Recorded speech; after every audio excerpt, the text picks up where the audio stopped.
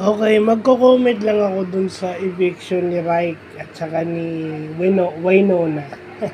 So, ang may kasalanan yan is yung, lalo na kay Winona, di ba? Kaya, lalo na kay Winona kasi nadamay lang ata. Obviously, nadamay lang yun. Kasi, ano yan eh, yung people na nanonood ng PBB always look for that limerence, yung panandalian. Tingnan niyo yung mga housemates nung nung naunang season, yung unang celebrity collab. Ganun, may hype pa ba sila? Wala na. Kung mayroong mang ingay sa kanila is individually. Pero yung as love teams, wala na. Except siguro dun sa may mga projects, no? Yung may mga projects, pero wala na, nababawasan na nga yung following nila after nilang lumabas ng bahay. Nung na-announce na si Brent at saka si Mick Brent yung big winner, parang nawala na yung nawala na yung hype, no? Ang pinakahuling hype ng Mike Brent is nung nag-guest sila sa vlog ni Ivana ata. Yung kumakain siya ng street foods around Manila, parang yun na yung pinakahuli. Kasi people would look into love teams, no? Di ba? Tapos aasa kayo sa wildcard, buti kong pagbigyan na makabalik si Winona o kaya si Ray. Kasi may eviction ulit na darating, di ba? Oh. So sa akin yun lang yun. Maraming ayaw lumabas si Winona, pero hindi mo rin naman maitatanggi yung ibinibigay ni Princess.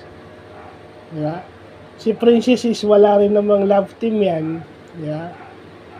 Wala naman ako nakita sa mga edit sa TikTok na may ganyan.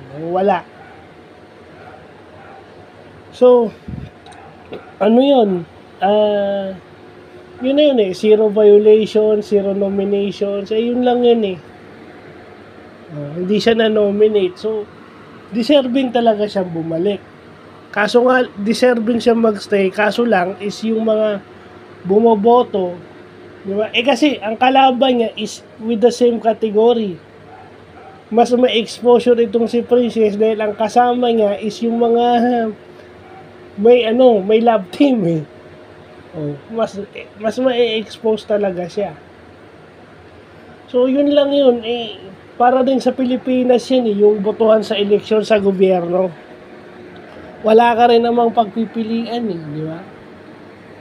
So mas pipiliin mo na yung na-expose at yung nakikilala at alam mong may ginagawa. Parang ganun din yung nangyari doon. Pero kung deserving ang pag-uusapan, it's Winona.